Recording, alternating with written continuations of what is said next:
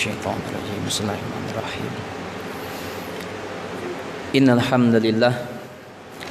نحمده ونستعينه ونستغفره ونعوذ بالله من شرور أنفسنا ومن سيئات أعمالنا من يهده الله فلا مضل له ومن يضلل فلا هادي له وأشهد أن لا إله إلا الله وحده لا شريك له وأشهد أن نبينا محمدا عبده ورسوله أرسله بالهدى ودين الحق ليظهره على الدين كله ولو كره المشركون اللهم صل وسلم وبارك على عبدك ورسولك محمد وعلى آله وصحبه ومن تبعهم بإحسان إلى يوم الدين أما بعد فيا أيها المسلمون اتقوا الله حق تقاتهวะลาตะมูตุนนะอิลลาฮ์วะอันตุมมุสลิมูนพี่น้องผู้ศรัทธาที่เคารพรักทุกท่านครับขอกำชับนะครับเป็นอันดับแรกในบทคุตบะห์วันนี้กับตัวผมเองและพี่น้องทุกท่านในเรื่องของการตักวาการยำเกรงต่อเอกองค์อัลลอฮฺซุบฮานะฮูวะตะอาลานะครับสิ่งที่เราทราบแล้วก็เข้าใจเป็นอย่างดีนะครับว่าการตักวาคือเสบียงที่ดียิ่งนะครับที่อัลลอฮฺซุบฮานะฮูวะตะอาลายืนยันอินนะค็อยรอซาดิอัตตักวาแท้จริงเสบียงที่ดียิ่งก็คือการตักวานะครับฉะนั้นนะครับการตักวาจึงเป็นสิ่งที่พวกเราทั้งหลายนะครับนอกจากจะเตือนตัวเองแล้วก็สมควรอย่างยิ่งที่จะเผื่อคำเตือนเนี้ยสู่คนรอบข้าง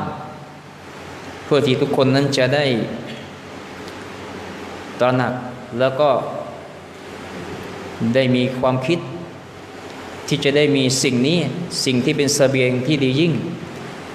ก็คือการตักวาที่จะทำให้สำเร็จอย่างแท้จริงนะครับทั้งในโลกนี้และโลกหน้าในวันนี้ครับพี่น้องกับสิ่งที่เป็นบทเรียนในส่วนของการศึกษาเรียนรู้อัลกุรอานนะครับเป็นการอธิบายนะครับถอดความเนื้อหาที่เป็นถ้อยคำของอัลลอฮฺซุบฮานะฮูวะตะอาลานะครับเท่าที่สามารถจะนำเสนอ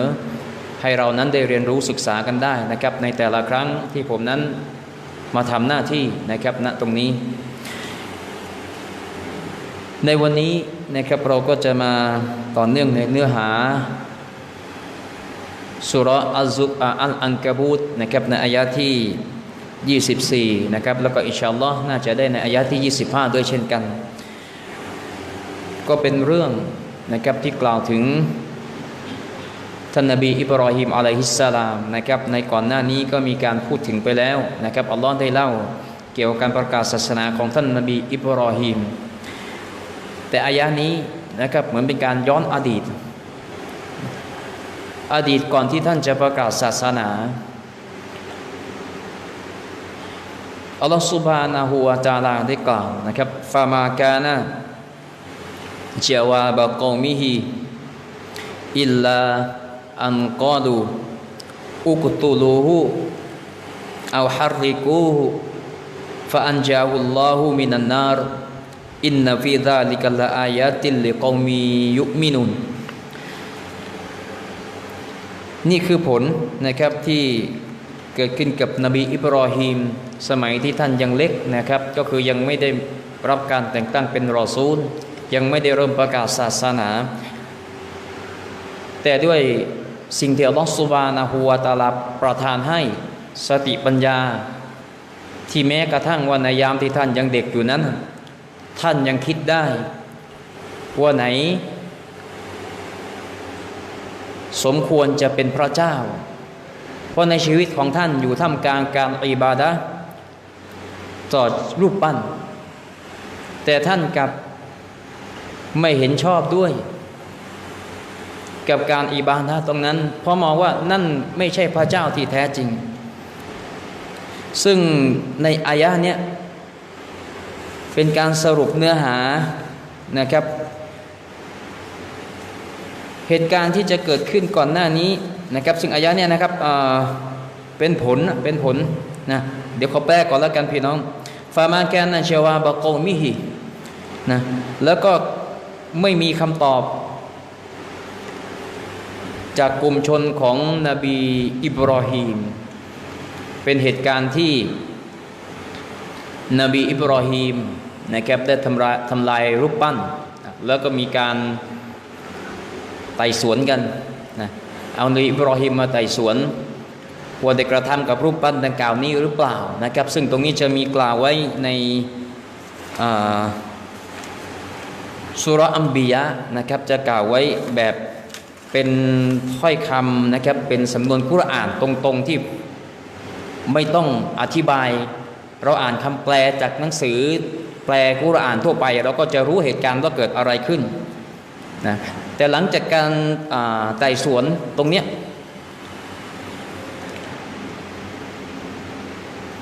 กลุ่มชนของท่านไม่มีคำตอบที่จะสามารถตอบกับนบีอิบรอฮีมได้ที่สมเหตุสมผลสุดท้ายสิ่งที่เกิดขึ้นก็คืออันกอดูพวกเหล่านั้นกล่าวอุกตุลูฮูจงเอาอิบรอฮีมมาฆ่าเอาฮัรริกูหรือเอามาเผาไฟฟาอันจาฮุลลอฮุบินันนารนะแต่แล้วอัลลอฮ์ก็ให้นบีอิบรอฮีมปลอดภัยจากไฟนะสุดท้ายนบีอิบรอฮีมถูกจับไปเผาไฟอินนาฟีซาลิกะลาอายาติลลิกอมียุมินุนนะสิ่งดังกล่าวเนี้ยเป็นเครื่องยืนยันนะเป็นองค์การเป็นสิ่งยืนยันได้อย่างดีกับบรรดาผู้ที่ศรัทธานะครับคนที่จะรอดจากไฟได้แน่นอนต้องไม่ปกติแหละแต่ที่มากกว่านั้นนั่นก็คือนะครับก็คงต้องย้อนความสักเล็กน้อยในสิ่งที่เกิดขึ้นนะครับที่มีกล่าวอยู่ในซูเราะห์อันอัมบิยะ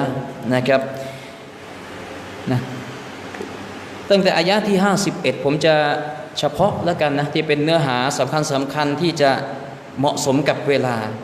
อัลลอฮฺซุบฮานะฮูวะตะอาลาได้กล่าวนะครับในซูเราะห์อันอัมบิยะวะละกัดอาตัยนาอิบรอฮีมรุชดะฮูมินกับลและแท้จริงเราได้ประทานความฉลาดให้กับนบีอิบรอฮีมมินกับลุนะตั้งแต่สมัยนู้นตั้งแต่ตอนที่นบีอิบรอฮีมยังเล็กอยู่วะกุนนาบิฮิอาลิมินนะและเราก็หมายถึงอัลลอฮฺซุบฮานะฮูวะตะอาลารู้จักเขาเป็นอย่างดีนะสิ่งที่นบีอิบรอฮีมฉลาดทั้งที่ยังเด็กอยู่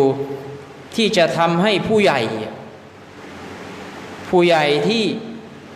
รู้เรื่องรู้ราวแล้วรู้เยอะด้วยนะได้เกิดความคิดตามเด็กนะเพราะน้อยที่เด็กจะพูดให้ผู้ใหญ่คิดตามได้ใช่ไหมพี่น้องแต่นบีอิบรอฮีมด้วยสิ่งที่อัลลอฮฺซุบฮานะฮูประทานความฉลาดให้กับท่านนะสิ่งที่ท่านกล่าวกับกลุ่มชนของท่านอิซกอลลิอาบีฮิวะกอมิฮิกล่าวกับพ่อกอลลิอาบีฮิ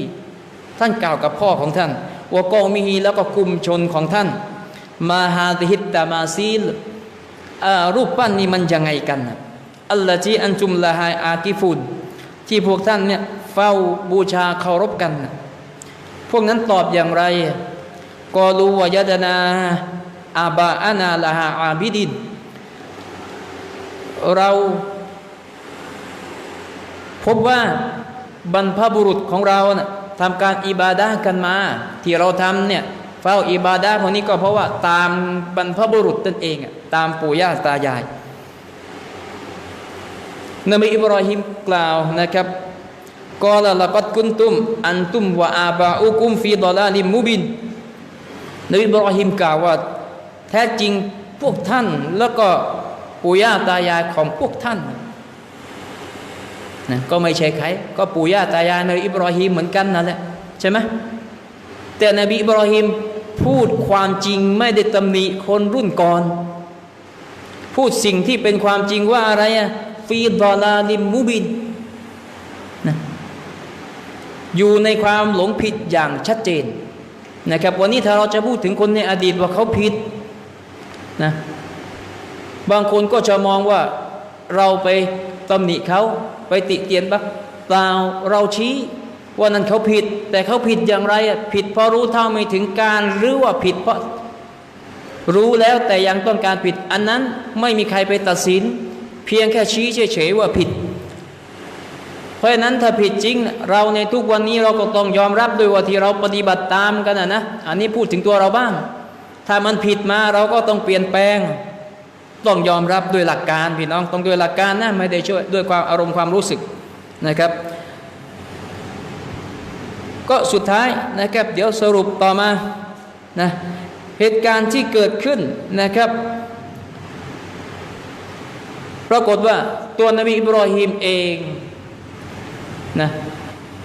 ในสายตาของผู้ใหญ่กลุ่มชนของท่านก็มองว่าตกลงว่าพูดจริงหรือพูดเล่นที่พูดอย่างนั้นนะพูดจริงหรือพูดเล่นที่ว่าอิบาดะห์รูปปั้นกันเนี่ยสักการะรูปปั้นเนี่ยหลงผิดกันมาตั้งแต่รุ่นปู่ย่าตายายแต่สิ่งที่นบีอิบรอฮีมยืนยันในท้ายที่สุดว่าตัลลอฮิละอากีดันนะอัสนามะกุมบะอ์ดะอันตุวัลลูมุดบิรินขอสาบานต่ออัลลอฮ์ฉันมีแผนแน่ละนะที่จะจัดการกับรูปปั้นของพวกท่านมีแผนนะกับรูปปั้นของพวกท่านมีแผนอย่างไรบะดะอันตุวัลลูมุดบิรินหลังจากที่พวกท่านผินหลังให้ก็หมายถึงประมาณว่าถ้าเผลอเมื่อไรนะถ้าเผลอเมื่อไรนะเดี๋ยวฉันจะทำอะไรสักอย่างหนึ่งแหละกับรูปปั้นนะนี่คือสิ่งที่นบีอิบรอฮีมประกาศนะครับกับกลุ่มชนของท่านสุดท้ายฟะจอะละฮุมยุซาอันอิลลากะบีรัลละฮุมนบีอิบรอฮีม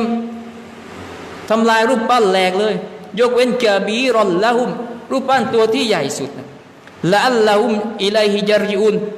ก็เพื่อที่กลุ่มชนของพวกท่านจะได้พอกลับมาจะได้คิดพิจารณาทบทวนเราจะญัรญิอูกลับมาคิดทบทวนว่ามันเกิดอะไรยังไงขึ้นรูปปั้นทำไมไม่ถูกทำลายหมดเพราะถ้าถูกทำลายหมดไม่ต้องคิดเลยว่าใครแต่นี่เหลือไว้รูปปั้นตัวใหญ่ที่สุดพวกนั้นกล่าวว่ากอลูมันฟะอะละฮาซาบิอาลิฮะตินากลุ่มชนนบีอิบรอฮีมกล่าวใครทำสิ่งนี้เนี่ยมาทำลายรูปปั้นของพวกเราเนี่ยอินนะฮูละมินัลซอลิมินแท้จริงคนเนี่ยเป็นคนที่ซอเลมนะหมายถึงเป็นคนบาปในสายตาของพวกเขาทำได้กับพระเจ้าที่สักการะกันมากอลูซามิอนาฟาตันยัสกุรุฮุมยุกอลูลาหูอิบรอฮีมนะพวกนั้นบอกเราได้ยินนะว่ามีหนุ่มคนหนึ่งเดฟาตันนะเด็กวัยรุ่นวัยกระเตาะนะยังไม่หนุ่มเท่าไหร่ก็คือในวัยเด็กนบีอิบรอฮีมที่รู้เรื่องรู้ราวแล้วนะในวัยนั้นยัสกุรุลาฮุมได้เคยพูดอะไรบางอย่างเกี่ยวกับพวกรูปปั้นเนี้ยได้เคยว่าอะไรไว้ก็คือที่บอกว่ามีแผนไว้กับรูปปั้นนะเด็กคนเนี้ยนะหนุ่มคนเนี้ยมีชื่อว่าอิบรอฮีมนะเอาละเขานี่รู้ตัวแล้วน่าจะเป็นคนนี้ใช่ไหมก็ขอสรุปต่อนะพี่น้องสุดท้ายจับมาสอบสวนนะหลายท่านก็คงจะเคยได้เรียนประวัติตรงเนี้ยพอมาสอบสวนเป็นอย่างไรนะคำตอบที่ได้จากนบีอิบรอฮีมนะเพราะว่าในการตัฟซีรกุรอานก็มีบอกนบีอิบรอฮีมเอาขวานไปแขวนไว้ที่รูปปั้นรูปใหญ่แล้วก็ให้ถามนะมาจากในการตัฟซีรนะในอิบนุกะซีรก็มีกล่าวไว้นะครับไปถามว่าเป็นคนฟันรูปปั้นเล็กๆใช่ไหมแล้วมีคำอธิบายเพิ่มเติมนะที่ฟันเพราะอะไรก็เพราะไปอิบาดะห์ไอ้รูปปั้นเล็กๆไม่ยอมอิบาดะห์ไอ้ตัวใหญ่อย่างเดียวโกรธไม่พอใจทำไมไม่สักการะข้าอย่างเดียวข้าใหญ่สุดไปสักการะไอ้ตัวเล็กฟันตัวเล็กทิ้งให้หมดเลยนะนี่คือส่วนหนึ่งเช่นกันที่มีจากคำอธิบายของนักวิชาการนะแล้วก็เมื่อเป็นเช่นนี้นะในกลุ่มชนของนบีอิบรอฮีมก็เกิดความคิดขึ้นไม่มีคำตอบไงที่จะแก้กับนบีอิบรอฮีมได้นี่ก็เป็นเนื้อหาที่ผมอ่านให้พี่น้องและแปลให้ฟังเมื่อสักครู่ในสุรอันกะบุตฟะมากานะจาวาบะกอมิฮิพวกนี้ไม่มีคำตอบจะตอบนบีอิบรอฮีมอย่างสมเหตุสมผลสุดท้ายทำอย่างไรคิดอย่างเดียวต้องปกป้องพระเจ้าของตัวเองทำอย่างไงจะฆ่าหรือจะเผา สรุปก็คือเผายังไงในตัฟซีรอิบนุกะซีรเล่านะว่าทำกันขนาดไหนรวมทุกคนช่วยกันหาทุกสิ่งทุกอย่างที่จะเป็นเชื้อเพลิงได้เอามารวมนะในสำนวนการตัฟซีรบอกว่าพวกนี้อันนะฮุมฮัสชาดูฟีจามอีอัฮตาบินอาซีมะตินมุดดะตันตอวีละตันรวมทานไว้มากมายใช้เวลานานนะมุดดะตอวีละไม่รู้กี่วันแหละแต่ไม่รีบร้อนนะคือเอากันสุดความสามารถและขนกันเต็มที่แหละนะแล้วก็มีการเตรียมสถานที่แล้วมีการจุดไฟสูงขนาดไหนอิรตฟาละฮาละบุนไฟนี่สูงอิลาอานานิสมาสูงนู่นเลยถ้ามองขึ้นฟ้าคือสุดลูกหูลูกตานั่นความสูงความร้อนเปลวไฟที่สูงมากแล้วทำยังไงเดี๋ยวกองใหญ่ขนาดนั้นจะเข้าใกล้ได้สักกี่มอน้อยใช่ไหมไฟ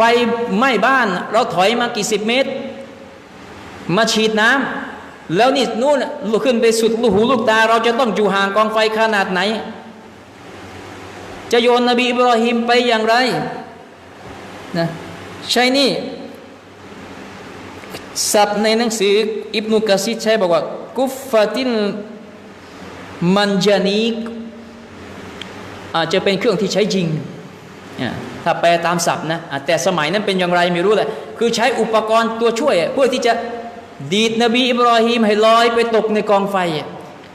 นะแค่ดีดไปตกมันก็น่าจะตายแล้วแต่เป็นคนปกติใช่ไหมนี่ไปตกในกองไฟนะนี่คือสิ่งที่เกิดขึ้นแบบ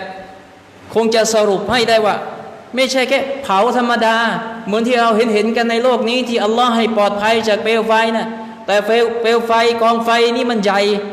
ญ่ขนาดที่ว่าไม่เคยมีเลยนะ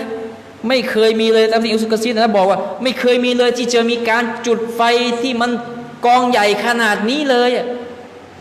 นะไม่มีเลยใหญ่ที่สุดแล้วไอ้ไฟที่ไม่ป่าน่ะไม่รู้มันขนาดไหนรู้จะเท่านี้หรือเปล่าพี่น้องลองคิดกันนะนั่นก็บอกว่าวายวอดกันไปตั้งเท่าไหร่แต่นบีอิบรอฮีมเป็นอย่างไรอัลลอฮ์ให้เกิดความปลอดภัยพี่น้องที่เคารพรักนะครับอันนี้ก็คือสิ่งที่เกิดขึ้นในยามเด็กของนบีอิบรอฮีมนะยังไม่ได้ประกาศศาสนานบีอิบรอฮีมเจอขนาดนี้แล้วแต่ท่านถอยไหมเด็กแท้ๆท่านไม่ถอยจนกระทั่งท่านได้แต่งตั้งเป็นรอซูลท่านก็ยังเรียกร้องไม่ถอยนี่เด็กอิบรอฮีมนะครับแล้วเราในวันนี้เป็นผู้ใหญ่หลายคนยืนหยัดไม่ในหลักการหลายคนวันเนี้ยไม่ต้องมองตรงอื่นมองตัวเองทำในสิ่งที่ถูกต้องสิ่งที่เป็นความผิดถ้าพูดถึงนบีอิบรอฮีมแน่นอนท่านไม่แตะแน่ทั้งที่อยู่ตรงนั้นผมเคยพูดกับพี่น้องสิ่งที่นบีสอนไว้เป็นอุทาหรณ์คบคนให้คบคนดีๆคบคนขายน้ำหอมจะได้ของดีๆใช่ไหมเป็นการเปรียบเทียบนะใหญ่น้อยตัวเองมันดีไม่ได้มันหอมเองไม่ได้มันก็ได้กลิ่นน้ำหอมจากคนอื่นหรือวันหนึ่งอาจจะเปลี่ยนแปลงแต่ถ้าอยู่คนไม่ดีล่ะนะไปอยู่กับคนเผาถ่านเผาเหล็กสุดวันหนึ่งสักวันอาจจะได้รับกลิ่นความไหม้ความเหม็นมาด้วยหรือถ้าอยู่กับคนเลวเป็นยังไงสักวันหนึ่งเดี๋ยวมันก็ตามเข้าไปแต่เนี่ยอิบรอฮีมอยู่อย่างนั้นเลยคนเดียวเด็กแท้ๆอยู่ท่ามกลางการอิบาดะห์รูปปั้นแต่ทำไมนบีอิบรอฮีมไม่คล้อยตามและเราพี่น้องนะครับไม่ต้องทิ้งกับขั้นนบีอิบรอฮีมเรากว่านี้เรามีทั้งของดีและของไม่ดีอยู่แท้ๆทำไมเราไม่สามารถที่จะฉุดตัวเราให้อยู่กับของที่ดีของที่ถูกต้องได้แต่ทำไมเราถึงถลำไปสู่สิ่งที่เป็นความผิดได้กันพี่น้องที่เคารพรักครับก็คงจะสรุปกันนะครับแต่เพียงเท่านี้แหละเพราะว่ากับเวลาที่จำกัดนะครับอินชาอัลลอฮ์ในครั้งต่อไปนะครับจะได้ต่ออีกนะครับวันนี้1อายะก็เชื่อว่าเป็นประวัติศาสตร์เป็นความรู้แล้วก็มีแง่คิดเป็นบทเรียนให้เรานั้นนำมาเป็นแนวทางในการดำเนินชีวิตเราได้ไม่มากก็น้อยครับพี่น้องครับأقول هذا القول وأستغفر الله العظيم لي ولكم ولسائر المسلمين من كل ذنب فاستغفروه إنه كان غفارا